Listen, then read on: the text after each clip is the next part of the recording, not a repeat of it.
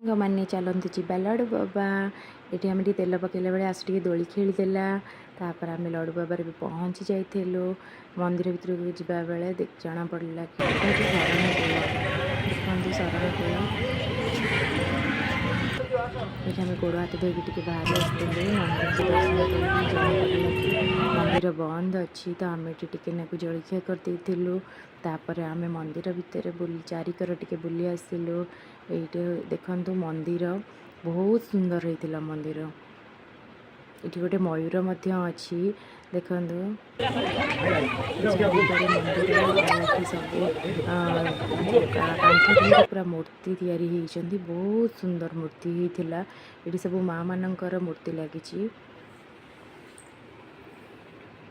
ଆଉ ଏପଟେ ବି ଅଲଗା ସାଇଡ଼୍ରେ ବି ମାଁ ମାନଙ୍କର, ଏଠି ଗଣେଶଙ୍କର, ନାରାୟଣଙ୍କର ସମସ୍ତଙ୍କର ମୂର୍ତ୍ତି ଲାଗିଥିଲା, ଯାହାକି ବହୁତ ସୁନ୍ଦର ହେଇଥିଲା, ବହୁତ ସୁନ୍ଦର ହେଇଥିଲା।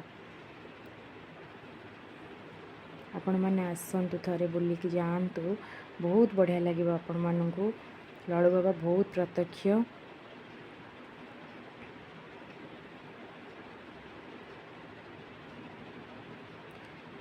ଆଉ ପାଣି ଧିରେ ଗୋଟେ ରାମ ସେତୁ ପଥର ପଡ଼ିଛି ଦେଖନ୍ତୁ। ଆଉ ଆସିଲା ବେଳକୁ କୀର୍ତ୍ତନ ସରିଥିଲା।